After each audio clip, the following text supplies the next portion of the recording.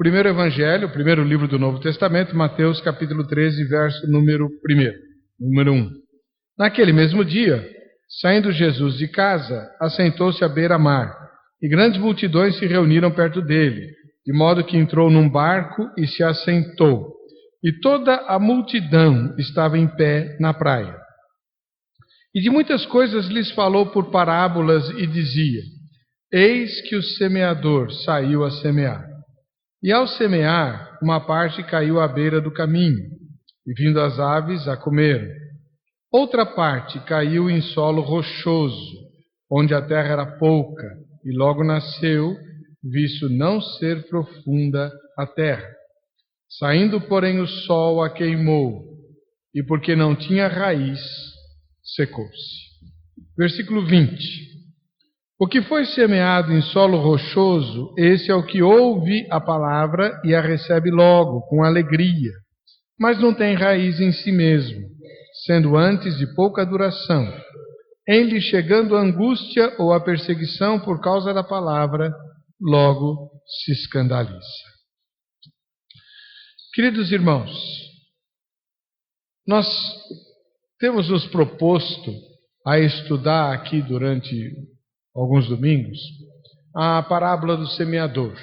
Não da maneira como estamos habituados, de toda a parábola com seus diferentes tipos de solo num único culto, mas dedicar um domingo para cada tipo de solo.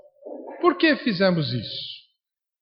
Com a intenção de seguir aquilo que estamos tentando fazer com o nosso moto: aprender e apreender. É claro que você já ouviu falar sobre a parábola do semeador várias vezes. É claro que você sabe o que significam os tipos de solo, até porque o próprio Senhor Jesus interpretou a parábola. Essa é uma das duas que ele fez, né? Essa interpretação. E é claro que você sabe como aplicá-la na sua vida. A pergunta que fica é: será que nós, embora conheçamos todas essas coisas, as aplicamos? Nós, de fato, apreendemos aquilo que ouvimos e aquilo que conhecemos? Em que a parábola do semeador muda a nossa vida? Se você pensar, da primeira vez que você ouviu a parábola do semeador sendo explicada para cá, o que mudou na sua vida por causa desse entendimento? Eu tenho questionado muito, irmãos, aquilo que nós temos feito ao longo das décadas. Nossa igreja vai fazer 70 anos de organização. 70. Destes 70, eu estou com os irmãos há mais de 20. Né? 20 anos. E quanto daquilo que nós temos aprendido juntos tem influenciado o nosso dia a dia e modificado o nosso comportamento, as nossas ideias, o nosso horizonte, as nossas esperanças, os nossos valores, os princípios pelos quais nós regemos a nossa vida e pelos quais nós lutamos. Quanto? Eu acho que precisamos melhorar muito na questão do aproveitamento daquilo que aprendemos aqui. Por isso mudei o estilo de pregação. Em vez de uma pregação clássica, prefiro que a gente destaque uma única lição para cada domingo, para que ela fique bem clara, bem nítida e tenha mais chance de penetrar na nossa vida e modificar o nosso comportamento. Na última vez que nos debruçamos sobre a parábola do semeador, nós estudamos a semente caída à beira do caminho. E nós vimos que as aves do céu, que o Senhor Jesus identifica com o diabo e seus demônios, né, rouba a palavra, que é a semente, porque ela não penetrou. Ela ficou incompreendida, não penetrou por causa da dureza do solo. E a gente concluiu que é preciso... Nós não estamos falando dos ímpios, como normalmente se interpreta esse trecho da parábola, mas nós estamos falando de quem ouve a palavra e não deixa ela penetrar. Isso pode acontecer conosco. Aliás, isso acontece conosco.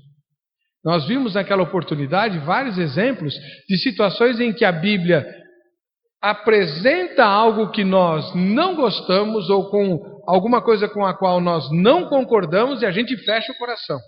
É a semente jogada à beira do caminho. O diabo vai roubar. E isso vai trazer consequências para nós no futuro. Hoje, o tipo de solo é o tipo de solo rochoso. É diferente da semente que cai à beira do caminho. Embora seja um terreno pedregoso, né? E você fala, bom, então a semente também não vai penetrar. Ela chega a penetrar sim, né? Ela diz o texto, né? Jesus contando a história, outra parte caiu em solo rochoso, onde a terra era pouca, e logo nasceu, visto não ser profunda a terra. A semente nasceu, ela vingou, deu certo. Apesar de ser um solo rochoso, né, a semente penetrou, ela não ficou fora, o passarinho não veio levar a semente embora, ela penetrou e ela germinou. Os outros evangelistas, Marcos e Lucas, falam disso, né? A semente germinou, né? Então ela nasceu, mas ela era rasa, né? Diz o Senhor Jesus que a terra era pouca, né? O evangelista Marcos e o evangelista Lucas vão dizer que ela foi coberta pela terra, logo germinou, mas ela não se aprofundou. A terra, a camada de terra era muito rasa, havia muita pedra por baixo daquela terra. Isso nos fala, em primeiro lugar, irmãos, da falta de profundidade. Em vez de pensarmos naquelas pessoas que recebem rápido a palavra e depois somem, aliás, esse é um fenômeno cada vez mais comum, incluindo a nossa igreja, mas outra hora a gente trata disso, né? Vamos pensar em nós. Será que eu posso ser um solo rochoso para a palavra semeada, para aquilo que a gente aprende dominicalmente aqui na igreja, seja de manhã na escola dominical, seja no culto da noite? Como é que eu posso evitar ser um solo rochoso? A primeira coisa que eu preciso pensar é: existe profundidade em mim? Nós vivemos no tempo da superficialidade. Tudo à nossa volta é superficial. Você quer um exemplo? Eu vou dar. Dessa semana, morreu o físico mais famoso do mundo, Stephen Hawking. E todo mundo falou da morte deles. Só pararam de falar aqui no Brasil porque morreu a vereadora lá do Rio, né? Pelo menos ela era brasileira, uma situação muito mais próxima da nossa, né? Mas enquanto isso não acontecia, o Stephen Hawking estava sendo falado e decantado para todo lado. Ninguém entende o que Stephen Hawking pensava. Ninguém. Eu tentei ler o livro dele. O Eri me emprestou o livro Universo numa Casca de Nós. E palavra de honra, irmãos, eu me debrucei sobre aquele livro, ricamente ilustrado, não é só texto, não. É em papel couché, com um monte de diagramas, desenhos, ilustrações, figuras. E cada página que eu lia, eu me sentia mais burro. Porque eu não consegui entender nenhuma das ideias dele. Ele fala da curvatura do espaço-tempo. Curvatura do tempo. O tempo se curva. E ele faz isso e demonstra com equações físicas, com matemática. E eu me sinto um completo idiota. Acredito que boa parte dos brasileiros e dos cidadãos desse planeta também. Hoje mesmo eu li uma matéria dizendo que o Rui Castro, um jornalista que eu aprecio, ele é muito ácido nos comentários dele, né? E ele diz assim: ninguém entendia o que aquele cara falava, mas era um gênio. Principalmente pela situação dele, né? Então todo mundo se condói do fato de que o cérebro dele funcionava maravilhosamente, né? Muito melhor do que o nosso, mas o resto do corpo, não. Uma droga. E até o Rui Castro fez um paralelo bem legal, né? Porque ele falou assim: a situação do Stephen Hawking assim, ilustra o Brasil. O Brasil, né? Tem, como o cérebro de Stephen Hawking, funciona, tem tudo para ser uma maravilha, algo genial, né? Deus de fato é brasileiro, né? Porque pôs aqui no Brasil todas as condições que os outros países não têm. Em compensação, aquilo que está em volta do cérebro brasileiro não funciona, está cada vez pior, cada vez mais podre, cada vez mais paralisado, né? E o Rui Castro fala, ninguém entendia o que aquele cara dizia. No entanto, todo mundo se curvava, né, às suas ideias. Ele falava coisas doidas, que depois da morte dele eu vim saber que os próprios físicos nunca conseguiram comprovar. Se não conseguiu comprovar, por que você festeja? Né? Como é que você sabe que está certo? É teoria. Por exemplo, as teorias dos buracos negros. Mas, se você falar qualquer coisa aí fora sobre Steve Hawking, se você falar mal, todo mundo vai te censurar. Isso é superficialidade. Ninguém conseguiu penetrar, ninguém conseguiu se aprofundar, exceto os grandes especialistas, nas teorias que ele defendia. No entanto, ele era uma grande celebridade. Como eu disse, muito mais pela condição física dele do que propriamente pelas teorias da física. Nós vivemos tempos assim. As coisas são superficiais. Existem teorias dadas como verdadeiras, como ciência, que são absolutamente que não suportam a menor observação, mas são tidas como a última palavra. Por quê? Porque algum cientista aí propôs. No meu programa eu tenho levado algumas pessoas que são cristãs e que demonstram de forma assim muito clara a impossibilidade científica do Big Bang, por exemplo.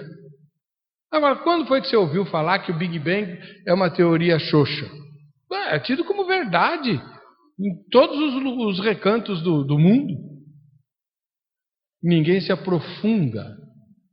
E se você se aprofundar um pouquinho, mesmo sendo leigo, você vai perceber essa teoria não se sustenta.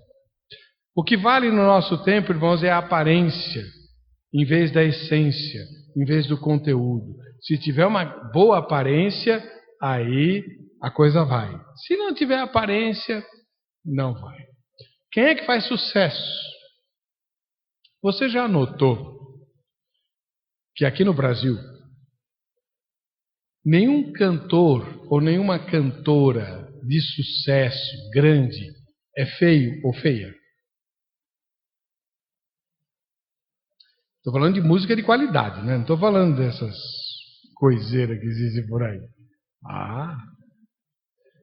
Recentemente se descobriu que alguns cantores norte-americanos que fizeram grande sucesso e já morreram, não eram verdadeiros cantores, eles dublavam. Tinha um cantor profissional por trás das vozes dele, mas como eles eram bonitos ou eram bonitas, faziam sucesso. O Rui Castro mesmo fez essa denúncia, já que eu falei dele, né? O que mais importa, o que mais interessa é a aparência, não a essência, não o conteúdo, não aquilo que de fato tem profundidade, mas o que está na superfície. E isso é o que vai ser consumido. Aqui na igreja, por exemplo, ou no mundo evangélico, nós temos essa superficialidade retratada nos modismos, nas novidades, nas ondas que surgem por aí. Você se lembra da onda do dente de ouro? Aliás, não foi onda, foi uma febre, né? Dente de ouro, e todo mundo procurava dente de ouro, e gente olhando no espelho e tal, para ver se o dente dele virou de ouro ou não. Foi uma febre que afetou inclusive a nossa igreja aqui também, né? Eu me lembro bem dessa época. Cadê a onda? Cadê o... Passou. E assim vai, né? Teve outra febre, vamos orar no monte, né? Subir no monte para fazer oração lá no monte, você picado por pernilongo. Eu gosto, e ultimamente eu tenho repartido com os irmãos muitas coisas que eu aprendi na contemplação. Você vai para um local isolado, com natureza, e passa a observar detalhada e longamente aquela natureza, Deus vai falar com você a respeito daquilo, porque o mundo fala de Deus, a criação fala de Deus. Mas as pessoas iam para o monte de noite. Foi fazer contemplação do quê? Né? À noite no monte. Mas era moda, e é ainda em alguns lugares, orar no monte, de noite. Né? Vou dar o nome porque ele falou, ele conversou comigo. O atual apóstolo, na época ainda não tinha moda de ser apóstolo, né? Então ele era só pastor. Mas o atual apóstolo, Wissam Halawi, o fundador e líder do Ministério Casa Firme. Eu o entrevistei num programa de rádio e ele me levou para almoçar numa churrascaria. E ele me disse assim, você não me conhece? Falei, não, eu sou o inventor da unção da lagartixa, que dividiu a igreja presbiteriana independente lá no Paraná. Ele falou isso para mim, na churrascaria. Inesquecível aquele dia. Ele continua sendo o líder aí do Ministério Casa Firme, que não fica longe daqui. Aliás, fica bem pertinho. Né? Dividir várias IPIs, várias da sua denominação. Falei, o que é a unção da lagartixa? Foi ele que deu o nome, não fui eu, tá? Ele falou assim, eu faço assim, e a pessoa fica grudada na parede. Plaf, fica lá. Até eu mandar sair da parede. Bonito. Edificante. Né? Já imaginou você adorar a Deus parada na parede? Passou essa moda, ninguém mais busca esse tipo de coisa. Hoje, né, há outras novidades por aí. O que leva à infantilidade. Toda vez que eu faço um debate sobre reteté, lá no Vejam Só, os defensores do pentecostalismo dizem, nós precisamos alertar os irmãos e as irmãs que há muita infantilidade. As pessoas fazem aquelas baboseiras, aquelas bobeiras no meio do culto por infantilidade. O que é isso, irmãos? É falta de profundidade. É permanecer na superfície. A superficialidade leva a atitudes infantis. Aí você vai dizer assim, não, mas nós não temos reteté aqui, então nós não corremos esse risco. Esse não, mas corremos o risco de nos comportarmos de maneira infantil, sim. Quando você tem na igreja ciumeira o que é? Não é infantilidade? O apóstolo Paulo, escrevendo aos Filipenses, diz, nada façais por partidarismo ou por vanglória, mas que cada um considere o outro superior a si mesmo. Isso não é fácil de fazer. A criança quer ser o dono de tudo. Todo mundo já sabe disso. Até porque todos nós já fomos crianças. A criança está ali, tem um brinquedo que ela não está interessada. Se aproximar outra criança e se interessar pelo brinquedo, o primeiro se interessa. Não é verdade? Por quê? Infantilidade. Ter ciúme, posse, querer ser o centro das atenções, isso é infantilidade, faz parte do fato de sermos superficiais. Outra manifestação da superficialidade, da falta de profundidade, o legalismo. Talvez esse seja o pior dos problemas na nossa situação, na nossa condição. Apelamos para o legalismo para manter o nosso ponto de vista. Ora, queridos e amados irmãos, Deus não quer que nós sejamos superficiais. Deus quer que nós nos aprofundemos naquilo que nós estudamos e aprendemos da sua palavra. Quando Ele joga a palavra, quando Ele nos lança a semente, Ele não quer que ela caia num terreno pedregoso, onde ela até brota, a semente brota, ela não fica inerte, ela não é levada embora, ela brota, mas ela não sobrevive por falta de profundidade. Segunda coisa que a semente no solo pedregoso fala é que não existe raiz, não é? Jesus, quando interpreta a parábola nos versículos 20 e 21, ele diz, o que foi semeado em solo rochoso, esse é o que ouve a palavra e a recebe logo, com alegria, mas não tem raiz em si mesmo, sendo antes de pouca duração. Em lhe chegando a angústia ou a perseguição por causa da palavra, logo se escandaliza. Ora, o que é a falta de raiz?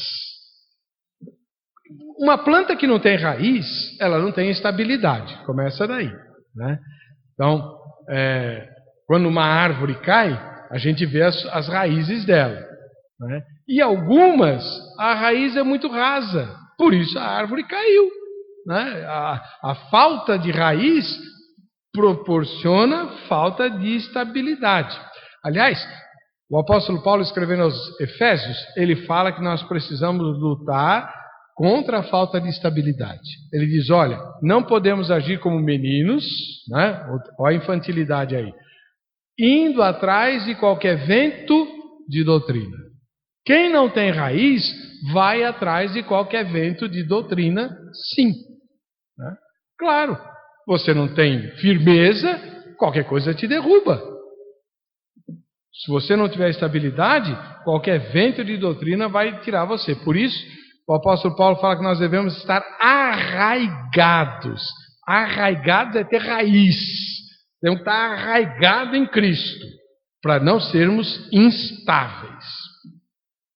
A falta de raiz também nos leva à falta de base que dê resistência própria e independente. Resistência própria significa, eu sofro algum tipo de revés, o Senhor Jesus fala em angústia ou perseguição. Então eu sofro algum tipo de revés na minha vida, lógico, todo mundo se abala com o revés, mas se abala até que ponto? Né? Então aquele que tem raiz resiste. Passa pela prova, como dizem os pentecostais, né? Passa pelo sofrimento e sobrevive. Aquele que não tem raiz se abala e cai. Por isso, é preciso ter base para dar resistência própria. Já viu o tipo de gente que precisa do outro para tudo? Sofre algum tipo de problema, preciso do pastor. Tá bom, o pastor vai lá e ora. Mas eu conheço gente que quer o pastor toda semana orando lá na casa, porque passou por uma situação difícil. Não dá. Irmãos, eu tenho me esforçado aqui para visitar as pessoas, os membros novos, os que estão se achegando, e não estou dando conta. E aí eu vejo um monte de crente antigo reclamando porque tem pouca atenção pastoral. Eu tenho tentado pastorear do púlpito, que é o único momento que eu posso fazer e falar com todo mundo. E atender as pessoas que me procuram particularmente. Agora, se a gente já é casca grossa de fé, precisa ter resistência própria para enfrentar os próprios dilemas, sem depender dos outros. Ajuda todo mundo precisa, inclusive eu. Reparti com os irmãos o dilema que minha família viveu com a saída da Fernanda. Mas isso não significa que toda semana alguém precisa pôr a mão na minha cabeça e orar para eu suportar a saudade da Fernanda. Gente do céu! A gente precisa crescer, precisa ter maturidade e precisa afundar a raiz. É isso que Jesus espera. Gente de fibra. E gente de fibra é gente de raiz.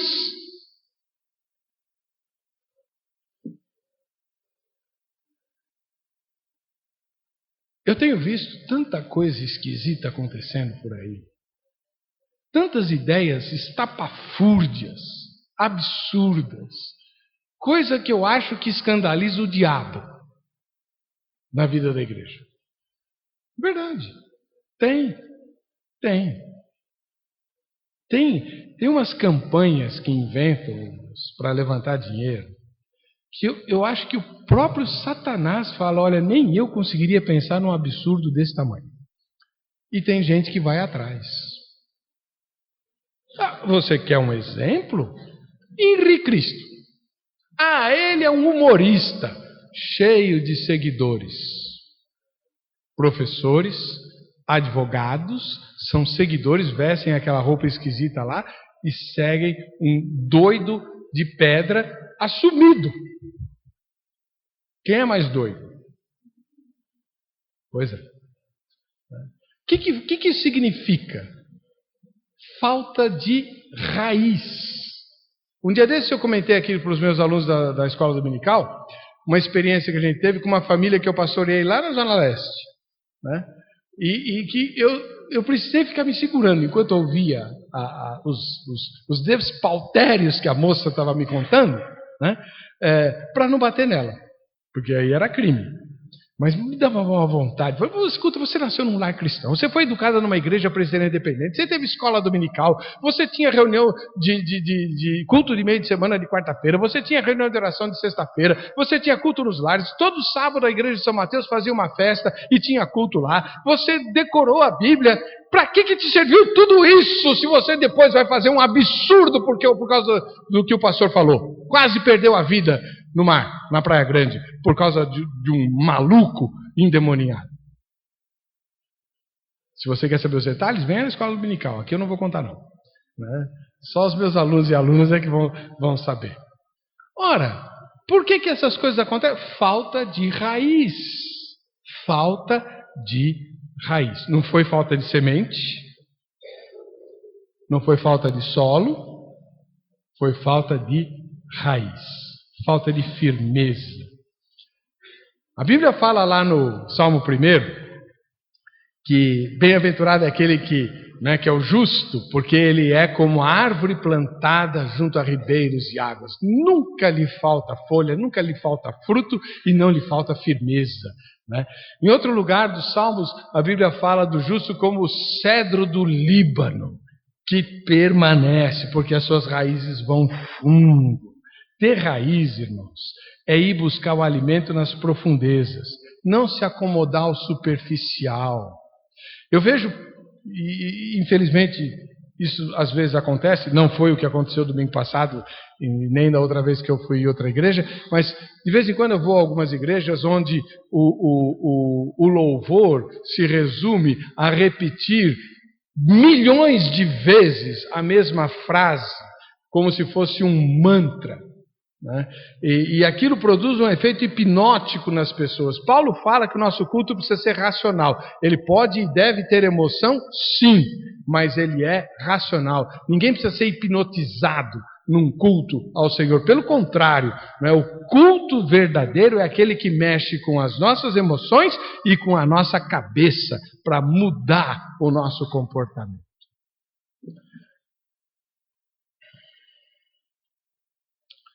Sabe, irmãos, a gente precisa se aprofundar para buscar o alimento do Senhor lá no fundo.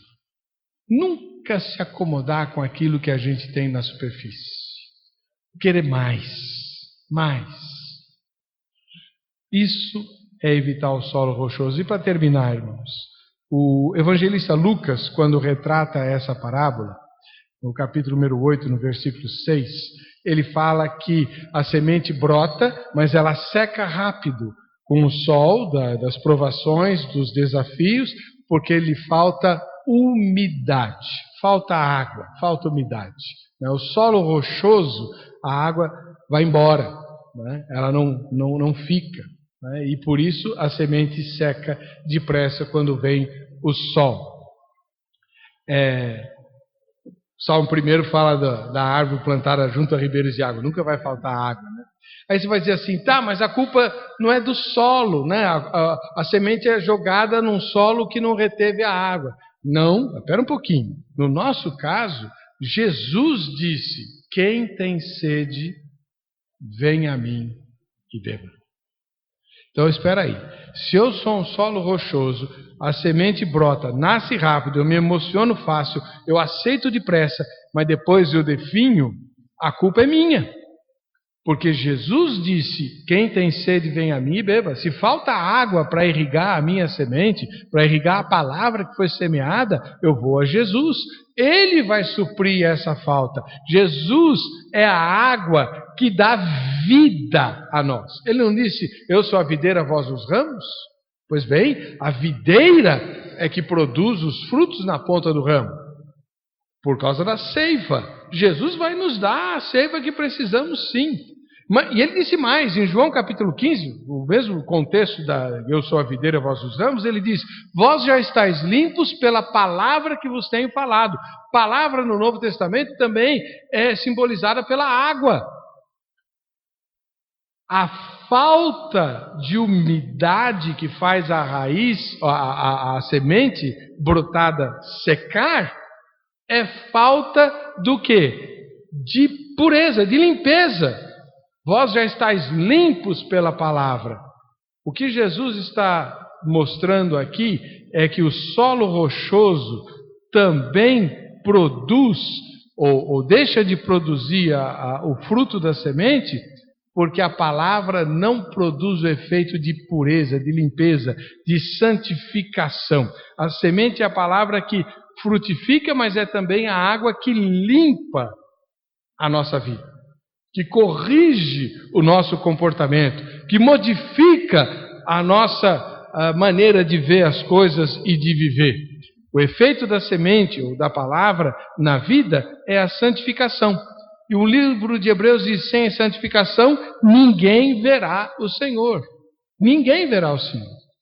Então, ter o solo rochoso significa não ser afetado pela palavra, porque ela germina, dá até a ilusão de que nós temos vida, de que estamos com Jesus, mas ela logo definha na primeira aprovação, na primeira, ou na segunda, ou na terceira, no terceiro desafio que a pessoa enfrentar, mas não modifica o comportamento dela.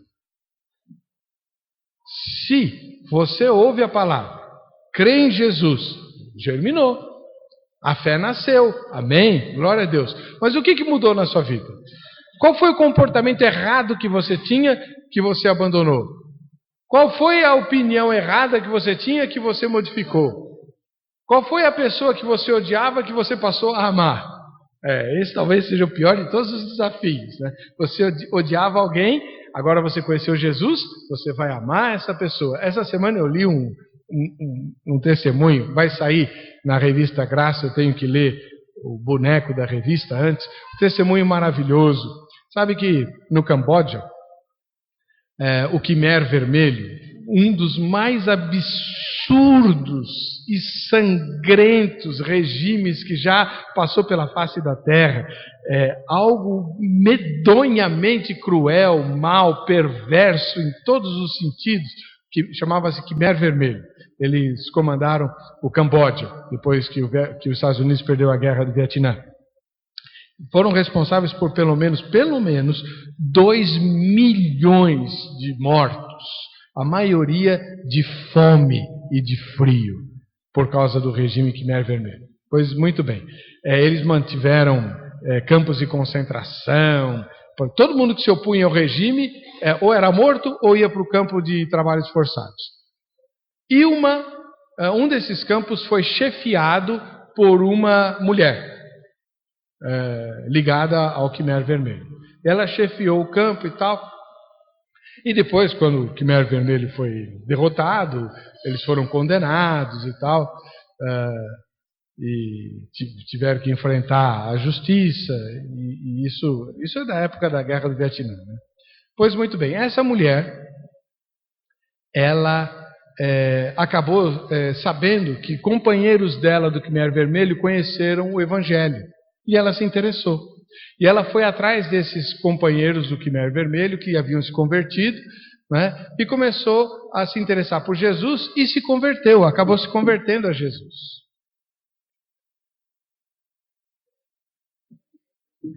E ela começou a procurar uma igreja para frequentar. E ela achou uma igreja. Sabe quem era o pastor? Um dos prisioneiros do campo que ela chefiava. E aquele pastor lembrou-se dela e a acolheu, a amou, a discipulou. E hoje, os dois adoram a Jesus juntos. Você pode imaginar isso? Esse pastor não era obrigado a fazer isso. Do ponto de vista humano, não. Do ponto de vista de Jesus, sim. Quem você odiava que agora você ama por causa de Jesus? Está vendo? Podemos sim ser solo pedregoso. Podemos sim receber a semente rápido, com gosto, com alegria, como diz Jesus, né? Aqueles que logo recebem com alegria, mas vindo o sol, vindo o desafio, vindo a provação, aí seca. Porque não tem raiz, não tem profundidade, não tem firmeza, não tem umidade, não tem santificação. Eu quero terminar, irmãos, lembrando que nós estamos falando só do que nós já sabemos, mas tentando aprender o que a gente já sabe. Em Romanos capítulo número 12, Paulo começa dizendo que nós não podemos deixar de prestar o culto racional a Deus e que precisamos ser diferentes do mundo. Diferentes. E essa diferença é promovida pela renovação da nossa mente.